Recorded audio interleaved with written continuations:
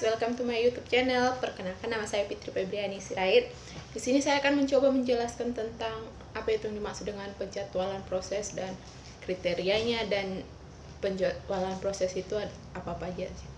Nah, kita mulai dari apa yang dimaksud itu dengan penjadwalan proses. Penjadwalan merupakan kumpulan kebijakan dan mekanisme di sistem operasi yang berkaitan dengan urutan kerja yang dilakukan sistem komputer.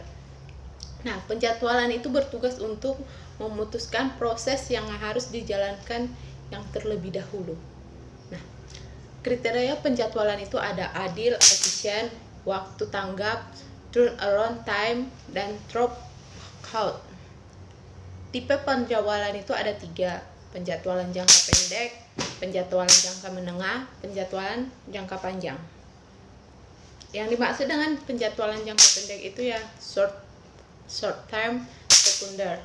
Penjadwalan jangka menengah, aktivitas pemindahan proses yang tertunda dari memori utama ke memori sekunder. Penjadwalan jangka panjang bekerja terhadap antrian batch dan memilih batch berikutnya. Strategi penjadwalan itu terbagi 2. Yang pertama, penjadwalan non-preemptif, dan yang kedua, penjadwalan preemptif. Yang dimaksud dengan penjadwalan non-preemptif yaitu proses yang sedang jalan tidak dapat disela. Sekali proses berada di status running atau sedang berjalan, maka proses tersebut akan dieksekusi terus sampai proses berhenti karena selesai atau diblok untuk menggunakan input atau output. Nah, penjadwalan preemptif yaitu proses yang sedang berjalan dapat diinterupsi dan dipindahkan sehingga status ready oleh sistem operasi, sehingga CPU dapat diambil alih proses lain. Nah, kita sekarang masuk ke algoritma penjadwalan. Algoritma penjadwalan itu terbagi atas 4 bagian. Yang pertama, FIFO atau first in first out. Yang kedua, SJF atau shortest job first. Yang ketiga, RR atau round robin. Yang keempat, PS atau priority scheduling.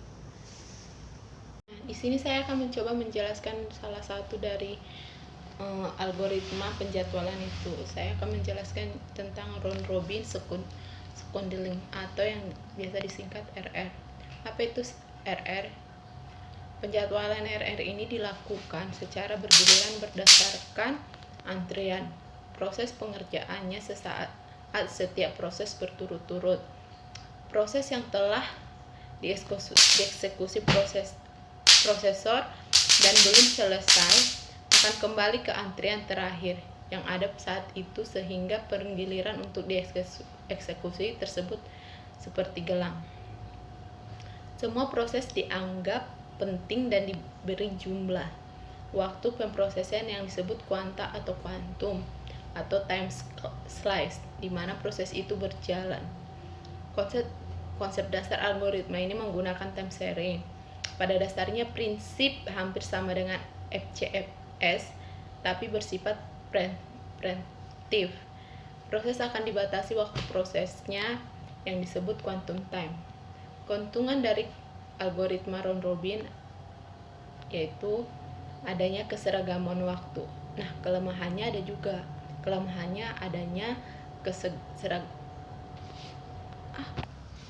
kelemahan round robin yaitu jika quantum time sangat besar atau switching yang terjadi akan semakin sedikit seperti FCFS. Jika quantum time terlalu kecil, switching yang terjadi akan semakin banyak sehingga banyak waktu yang terbuang. Ketentuan algoritma round robin adalah jika proses memiliki CPU burst atau quantum time, maka proses akan melepaskan CPU yang jika telah selesai digunakan. CPU dapat segera digunakan oleh proses selanjutnya. Jika proses memiliki CPU burst quantum lebih besar quantum time, maka proses tersebut akan dihentikan jika sudah mencapai quantum time dan selanjutnya mengantri kembali pada posisi tail queen atau ekor dari ready queen. CPU kemudian menjalankan proses berikutnya. Nah, demikianlah penjelasan saya tentang proses penjadwalan dan algoritma round robin. Semoga bermanfaat. Terima kasih.